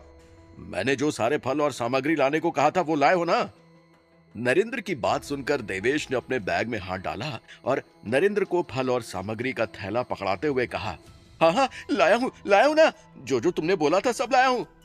नरेंद्र ने देवेश के हाथ से वो थैला पकड़ा और वो सारी चीजें उस अमृत छिद्र में डाल दी। उस अमृत छिद्र में सारी सामग्री और फल डालने के बाद नरेंद्र साधना में लीन हो गया और संचय जीवन औषधि बनाने वाले मंत्र को पढ़ने लगा। नरेंद्र और देवेश गुफा के अंदर अभी बाहर आने वाले खतरे से अनजान थे। जहां एक ओर शौर्य और सागर नरेंद्र का पीछा करते हुए प्रयोगशाला की तरफ आगे बढ़ रहे थे, वहीं दूसरी ओर वो दोनों जुड़वा भाई पहले से ही उस गुफा के दरवाजे के बाहर नरेंद्र के आने का इंतजार कर रहे थे। शौर्य और सागर जैसे ही गुफा के बाहर पहुंचे तो उन्होंने हाथ में तलवार लिए खड़े उन दोनों जुड़वा भाइयों को देख लिया। सागर ने शौर्य से कहा, ये नरेंद्र तो गुफा के पहरे के लिए अपने साथ बाहर से 2 योद्धा भी लेकर आया है। शौर्य ने उसकी बात का जवाब देते हुए कहा, शांत रह, ये दोनों कोई पहरेदार नहीं है, बल्कि गुरुकुल के ही छात्र हैं। सागर ने शौर्य से पूछा, लेकिन तुम्हें कैसे पता ये दोनों गुरुकुल के ही छात्र हैं? इनके माथे पर गुरुकुल का नाम लिखा है। शौर्य ने सागर से कहा, ध्यान से देख, उन दोनों की तलवार के ऊपर गुरुकुल का काले रंग का बैज है। ये दोनों पक्का इसी गुरुकुल के हैं।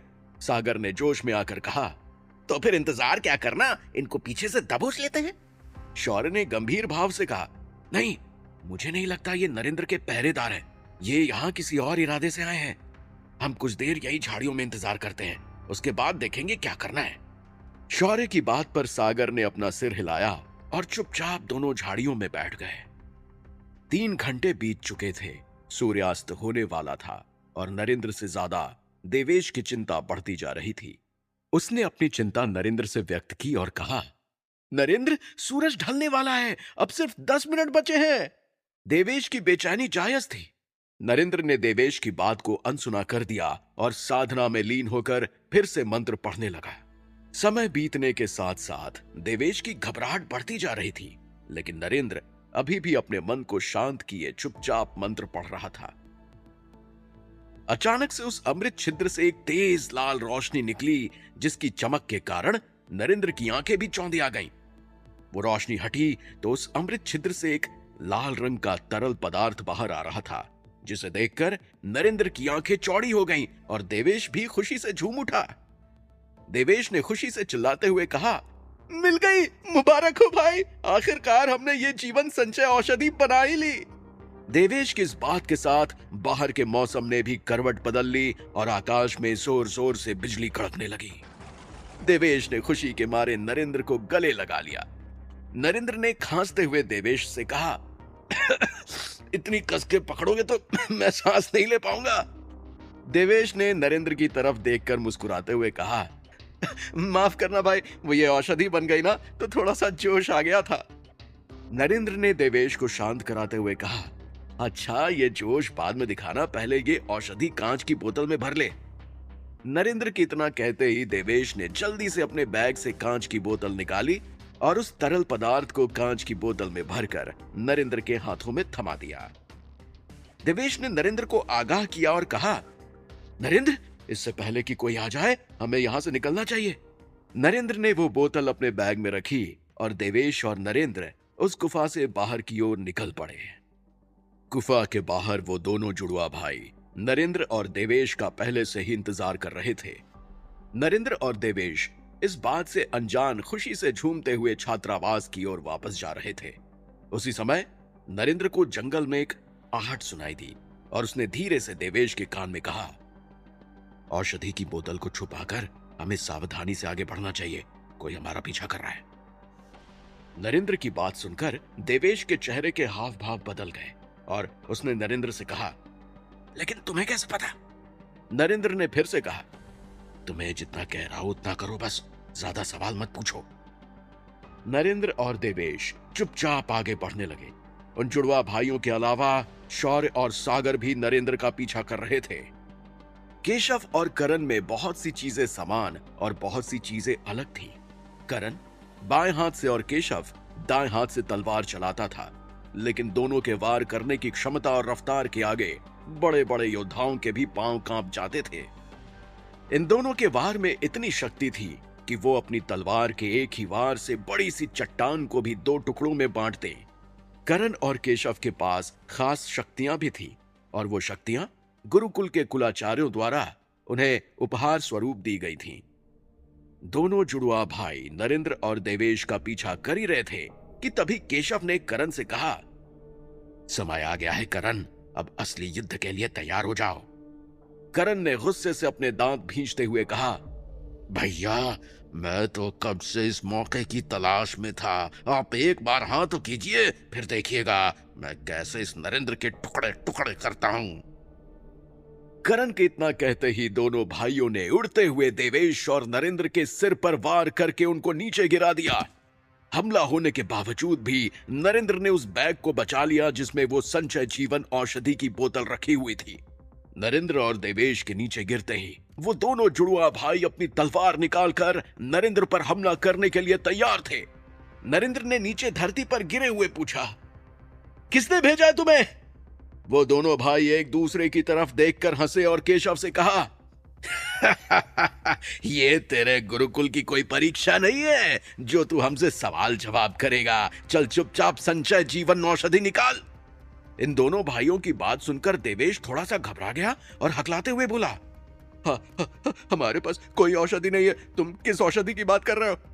इस बार करण ने कहा, अबे और 1.5 फुटिया, बताओ तुझे अभी कौन सी औषधि की बात कर रहा हूं?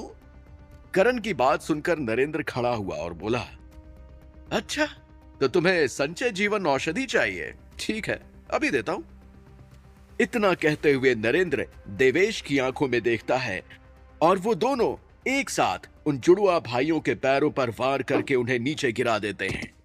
उन दोनों को नीचे गिरा देख नरेंद्र हंसते हुए कहता है, तुम दोनों संचय जीवन औषधि लेकर क्या करोगे? तुम्हारा जीवन तो वैसे भी मैं अब खत्म करने ही वाला हूं।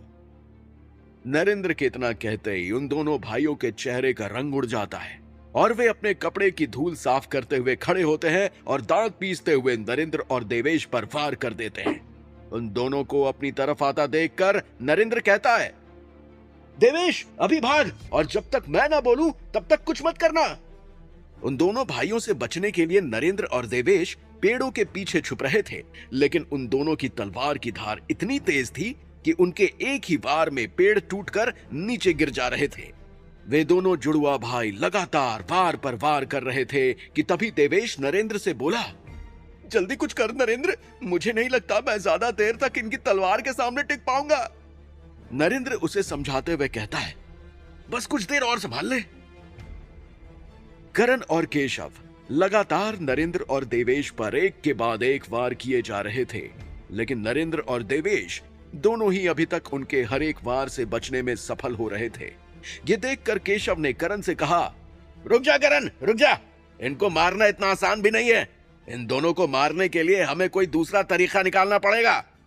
इतना कहते ही केशव और करण अपनी खास शक्तियों का इस्तेमाल कर वहां से गायब हो जाते हैं, जिसे देखकर देवेश ने चारों तरफ अपनी गर्दन घुमाई और कहा, अब ये दोनों कहां गायब हो गए? केशव के पास चील की तरह हवा में उड़ने की खास शक्ति थी और करण के पास जमीन के अंदर रहकर वार करने की ताकत थी।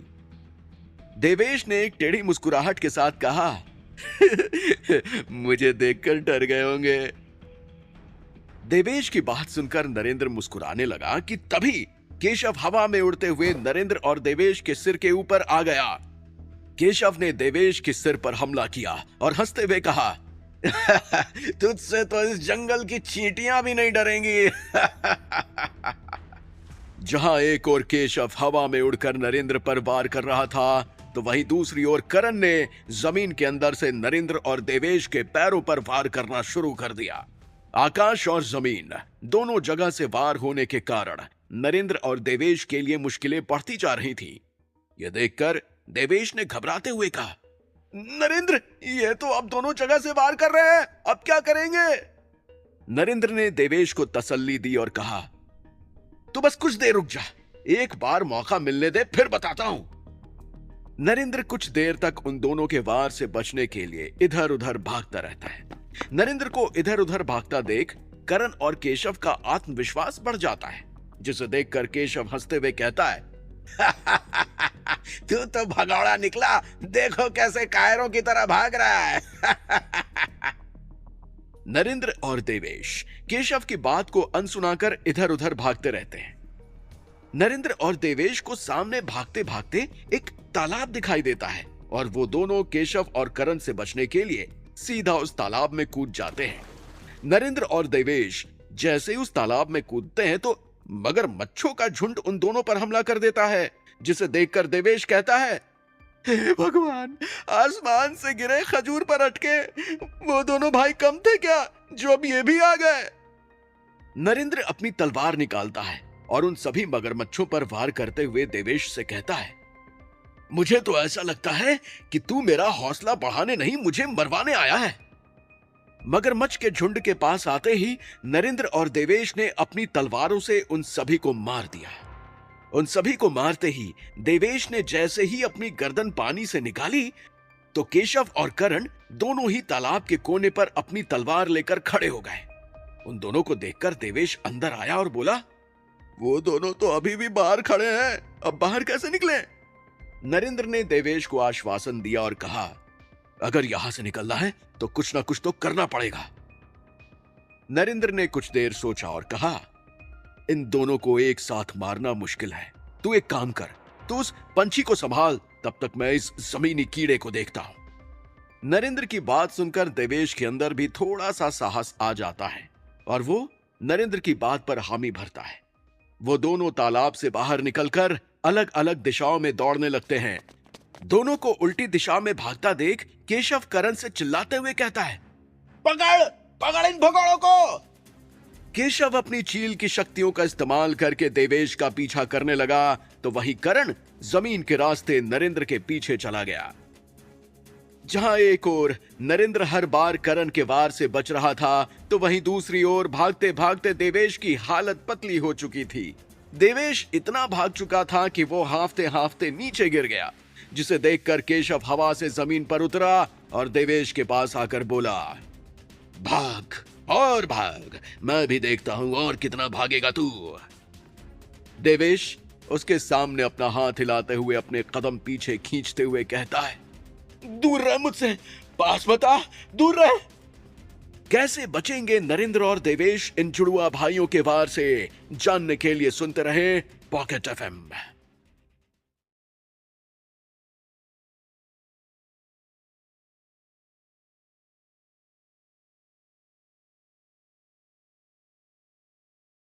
कड़ी मेहनत के बाद वो संचय जीवन औषधि तो बना ली, लेकिन गुफा से बाहर निकलते ही केशव और करण नाम के जुड़वा भाइयों की जोड़ी ने उन पर हमला कर दिया। नरेंद्र और देवेश ने उनसे बचने के लिए एक तरकीब निकाली, लेकिन शायद देवेश की शक्ति अब खत्म हो चुकी थी और वो बस हार मानने ही वाला था। जहां एक ओर देवेश आत्मसमर्पण करने वाला था, तो वहीं दूसरी ओर नरेंद्र अभी भी करण का डटकर सामना कर रहा था। नरेंद्र ने भागते हुए मन ही मन बोला, एक काम करता हूं, पेड़ पर चढ़ जाता हूं, फिर तो इसको बाहर आना ही पड़ेगा। इतना सोचकर काम करता हूं, पेड़ पर चढ़ जाता हूं, फिर तो इसको बाहर आना ही पड़ेगा। इतना सोचकर नरेंद्र लंबे लंबे कदमों से कूदते हुए अपने सामने वाले पेड़ की डाली पर चढ़ गया। नरेंद्र के पेड़ पर चढ़ते ही करण को भी बाहर आना पड़ा और उसने जैसे ही जमीन से अपना सर बाहर निकाला तो नरेंद्र ने पेड़ पर से ही अपनी तलवार सीधा करण के सिर में दे मारी, जिससे करण का सर दो टुकड़ों में बट गया। उधर देवेश अब चलने की हालत में भी नहीं बचा था और वो केशव से बचने के लिए अपने कदम पीछे खींच रहा था।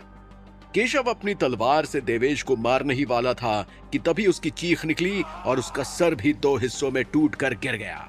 यह देखकर देवेश ने चारों ओर अपना सिर घुमाया और बोला, अब ये किसने किया? क्या हो रहा है इस जंगल में? कभी कोई हवा में उड़ने लगता है तो कभी कोई पाताल लोक से हमला कर देता है। इतना कहकर देवेश केशव को देख ही रहा था कि थोड़ी देर बाद नरेंद्र उसके पास आया और केशव को देखकर बोला, अरे वाह, तूने भी उसके सर पर ही वार किया। देवेश ने हैरानी से कहा, तूने भी मतलब? और मैंने इस पर कोई वार नहीं किया, ये अपने आप हुआ है। यह सुनकर नरेंद्र आश्चर्यचकित रह गया और बोला, इसका मतलब इनके पास शरीर दो थे, लेकिन इनकी जान एक ही शरीर में थी। ये बात सुनकर देवेश मुस्कुराते हुए कहता है, अच्छा, मतलब दो जिसमें एक जान जैसा। नरेंद्र भी देवेश की बात पर हंसता है और वो दोनों बातें करते हुए वहां से चले जाते हैं। नरेंद्र और देवेश तो उन दोनों जुड़वा भाइयों को मारकर वहां से चले गए, लेकिन शौर्य और सागर अभी भी उनका पीछा कर रहे थे और उन दोनों जुड़वा भाइयों के मरने पर सागर बोला, लो, दो और गए। ये नरेंद्र तो थमने का नाम ही नहीं ले रहा। क्या करें इसका? और अब तो इसके पास वो संचय जीवन औषधि भी है। अब पता नहीं ये गुरुकुल में और कितना तूफान मचाएगा।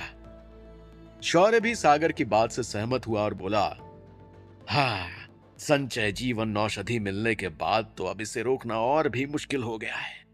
इसके बाद सागर शौर्य से कहता है, एक काम करते हैं, इसका पीछा करते रहते हैं, जैसे ही मौका मिलेगा वैसे ही हम वो औषधि चुरा लेंगे। शौर्य तुरंत जवाब देते हुए कहता है, अगर हमारे चुराने से पहले उसने वो दवाई पी ली तब। शौर्य और अपने आप को तसल्ली देते हुए सागर कहता है, तू इतना नकारात्मक क्यों सोच रहा है? एक बार कोशिश तो करते हैं। सागर की बात सुनकर शौर्य को भी थोड़ी बहुत उम्मीद की किरण नजर आई और उसने भी सागर की हां में हां मिलाई। सागर शौर्य के कंधे पर हाथ रखते हुए कहता है, चल तो फिर इंतजार किस बात का? अब हम भी देखते हैं नरेंद्र उस औषधि को कैसे पीता है। सागर अपनी मुट्ठी भींचते हुए कहता है। नरेंद्र और देवेश संचय जीवन औषधि लेकर सीधा नरेंद्र के कमरे में गए, जहां देवेश ने नरेंद्र से कहा, भाई, अब और इंतजार नहीं हो रहा, हम जल्दी से वो संचय जीवन औषधि पी लेते हैं। देवेश की बात सुनकर नरेंद्र मुस्कुराया और बोला, बहुत जल्दी रहती है ना तुझे, गर्म लावा है वो, तो तू शक्तिशाली हो या ना हो, लेकिन इस दुनिया से जरूर गायब हो जाएगा। कुछ दिन का इंतजार कर, जैसे ही वो ठंडी हो जाएगी तब उस औषधि को पीना। देवेश ने उत्सुकता से कहा, नहीं, अब और इंतजार नहीं होगा। क्या हम कुछ ऐसा नहीं कर सकते जिससे ये औषधि कुछ ही देर में ठंडी हो जाए? नरेंद्र ने मुस्कुराते हुए कहा, नहीं, ऐसा कोई जादू नहीं बना जिससे किसी भी गर्म चीज को तुरंत बर्फ में बदल दें। इतना कहते ही नरेंद्र को कुछ याद आया और वो अपने माथे पर हाथ मारते हुए बोला, अरे, मैं कैसे भूल गया, मेरे पास तो वो देव गुफा से मिली बर्फीली शक्तियां हैं, मैं ये चीज कैसे भूल सकता हूं। नरेंद्र की इतना कहते ही देवेश की खुशी का ठिकाना ही नहीं रहा और उसने उत्साह से कूदते हुए कहा, भाई, तू सच में महान है। अब जल्दी से अपनी बर्फीली शक्तियों का इस्तेमाल कर और औषधि को ठंडा कर। नरेंद्र उसे शांत करते हुए कहता है, हाँ हाँ, कर रहा हूं, थोड़ी शांति रख। इतना कहते ही नरेंद्र अपनी बर्फीली शक्तियों का इस्तेमाल करने के लिए मंत्र पढ़ने लगा।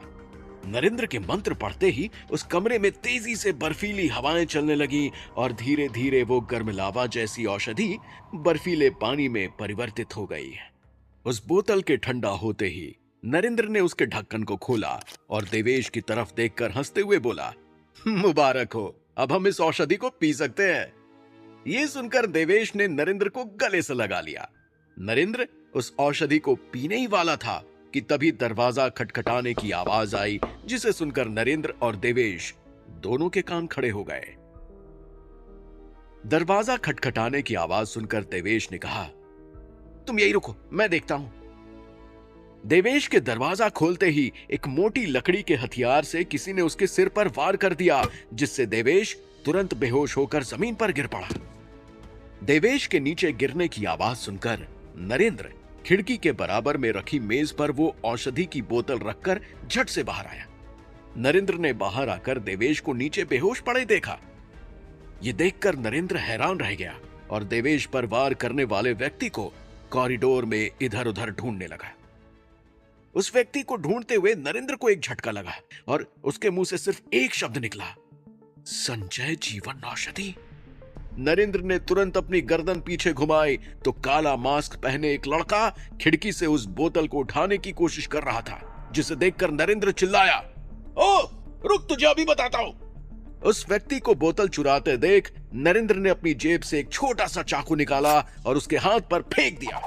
वो चाकू सीधा उस व्यक्ति की हथेली पर जाकर लगा। वो काले मास्क वाला व्यक्ति उस बोतल को निकालने की कोशिश कर ही रहा था कि नरेंद्र तेजी से उसकी तरफ दौड़ते हुए आया। नरेंद्र को अपनी तरफ आता देख वो घबरा गया और बोतल छोड़कर भागने लगा। उस लड़के को भागता देख नरेंद्र ने चिल्लाते हुए कहा, कहां भाग रहा है? बीच में खिड़की होने की वजह से नरेंद्र उस व्यक्ति का पीछा नहीं कर पाया। नरेंद्र खिड़की से बाहर उसे जाते हुए देखकर चिल्ला रहा था कि तभी पीछे से देवेश ने दर्द भरी आवाज में कहा, नरेंद्र। देवेश की बात सुनकर नरेंद्र तुरंत दरवाजे पर गया और देवेश को उठाकर अंदर बिस्तर पर ले आया। नरेंद्र ने देवेश को पानी का ग्लास दिया और पूछा, कौन था? बस एक बार नाम बता दे, किसने मारा है? उसके बाद मैं उसका वो हाल करूंगा कि वो किसी पे वार करने से पहले 100 बार सोचेगा। देवेश ने दर्द से कराहते हुए कहा, उसने पीछे से वार किया, मैं चेहरा नहीं देख पाया। नरेंद्र ने अपनी मुट्ठी भींचते हुए कहा, ये 2 लोग थे, एक ने तुझ पर वार किया और दूसरा पीछे से बोतल चुरा रहा था। एक बार ये दोनों मिल जाएं बस। नरेंद्र की बात सुनकर देवेश थोड़ा सा घबराया और बोला, इसका मतलब साफ है कि उन 2 जुड़वा भाइयों के अलावा कोई और भी हमारा पीछा कर रहा था और वो भी इस संचय जीवन औषधि के बारे में जानता है। हमें चौकन्ना रहना होगा नरेंद्र।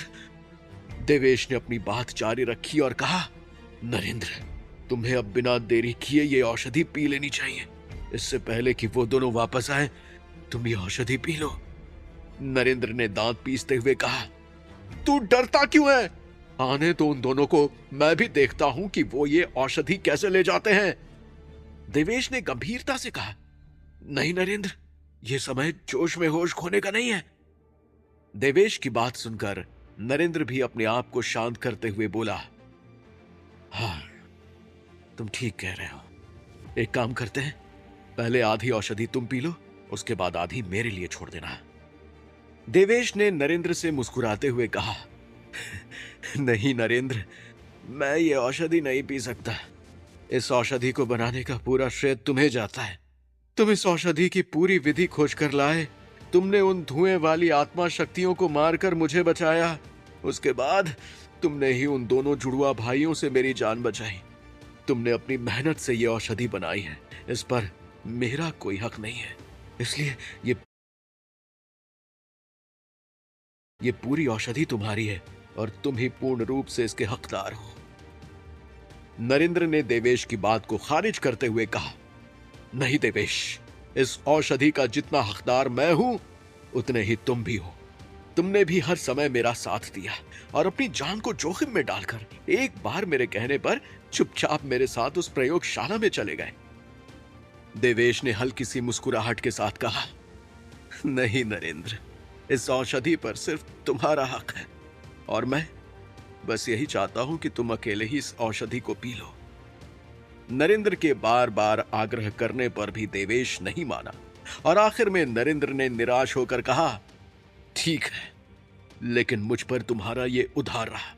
आगे से तुम्हें जब भी किसी सहायता की जरूरत होगी तो ये नरेंद्र सबसे पहले तुम्हारे लिए खड़ा होगा। नरेंद्र की बात सुनकर देवेश ने एक छोटी सी मुस्कुराहट दी। नरेंद्र ने बिना समय गंवाए दरवाजा बंद किया और उस बोतल का ढक्कन खोलकर मुंह से लगाकर पीने लगा। नरेंद्र ने एक ही घूंट में पूरी बोतल खत्म कर दी। उस औषधि के पीने के कुछ देर बाद तक भी नरेंद्र का शरीर वैसा का वैसा ही रहा, जिसे देखकर देवेश ने कहा, यह कैसी औषधि है? इससे तो तुम्हारे शरीर पर कुछ भी असर नहीं हुआ। नरेंद्र भी इस बात से हैरान हो गया और मन ही मन बोला, देवेश सही कह रहा है, इस औषधि का तो मेरे शरीर पर कोई प्रभाव ही नहीं पड़ रहा। कहीं ये औषधि बनाने में कोई गलती तो नहीं हो गई मुझसे। उस औषधि के बेअसर हो जाने के बाद नरेंद्र और देवेश दोनों हैरान थे। तभी देवेश ने निराश होकर कहा, पूरी मेहनत बेकार गई। इतना परिश्रम किया और इतनी लड़ाई की, उसके बावजूद भी कुछ हाथ नहीं लगा। देवेश की बात सुनकर नरेंद्र भी निराश हो गया कि तभी अचानक से नरेंद्र के शरीर में एक अजीब सी हलचल होने लगी। उसका शरीर फूलने लगा, जिसकी वजह से एक एक करके उसके वस्त्र फटने लगे और नरेंद्र के पूरे शरीर से एक पीले रंग की रोशनी निकलने लगी। उस रोशनी की चमक इतनी तेज थी कि उसके सामने सूरज की चमक भी फीकी पड़ जाए। धीरे धीरे नरेंद्र का शरीर और विशाल होता जा रहा था। नरेंद्र के रोम छिद्रों से खून बह रहा था और उसके पूरे शरीर से पुराना रक्त बाहर निकल रहा था और उसके शरीर के अंदर एक नए रक्त की उत्पत्ति हो रही थी। ये सब देखकर देवेश अपनी आंखों पर विश्वास नहीं कर पा रहा था और वो भी नरेंद्र के इस महाशक्तिशाली अवतार को देखकर अपना सर झुका रहा था।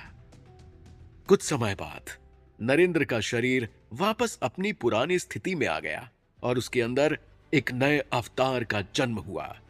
नरेंद्र के वापस सामान्य हो जाने पर देवेश ने पूछा, तुम ठीक तो हो ना नरेंद्र?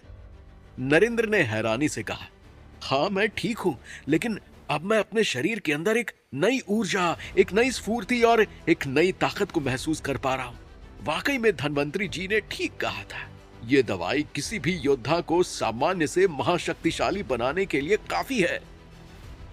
इधर जहां नरेंद्र वो संचय जीवन औषधि पीकर अपने आप को और भी ताकतवर महसूस कर रहा था, वहीं दूसरी ओर सागर और शौर्य की एक और चाल विफल हो गई थी।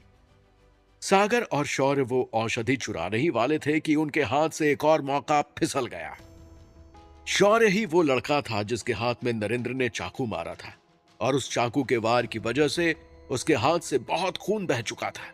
शौर्य ने अपने दांत पीसते हुए सागर से कहा, मैं इस नरेंद्र से अपने इस घाव का सूद समेत बदला लूंगा। सागर ने भी गुस्से में कहा, ये नरेंद्र फिर कामयाब हो गया।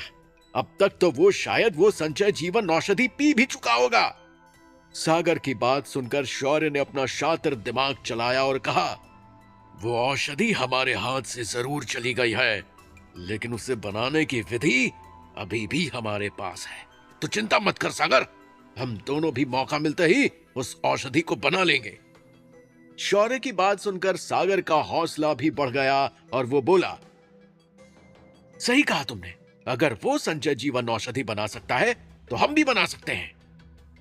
क्या सागर और शौर्य भी अब संचय जीवन औषधि बनाएंगे या फिर ये दोनों बस ख्याली पुलाव पकाते